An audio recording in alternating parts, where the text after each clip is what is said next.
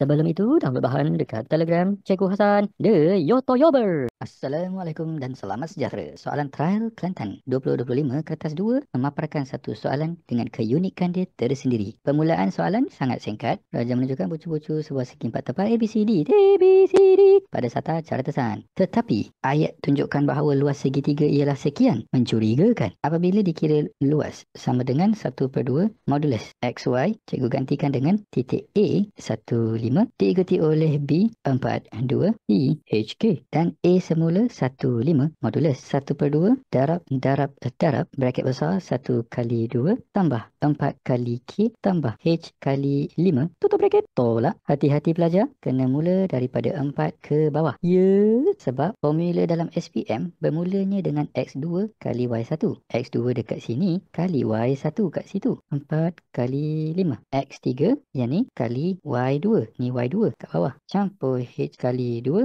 Alamak, tak muat.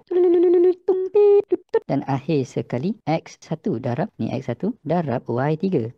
Y3. Tambah 1 kali K.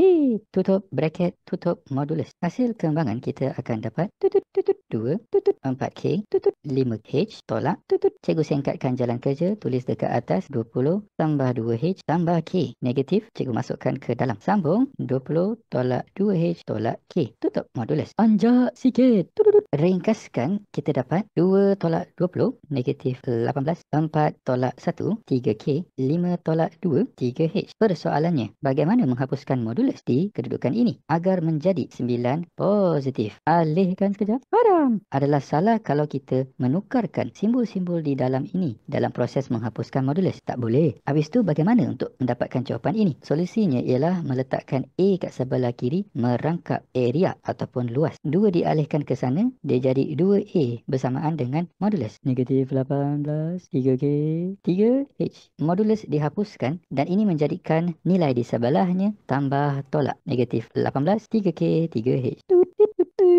Periksa dua jenis jawapan. Kalau 2A positif, maka luas tak akan dapat nilai positif 9. Maka 2A positif bukan pilihan yang betul. Cuba pula negatif 2A seperti yang ada dekat sebelah ini.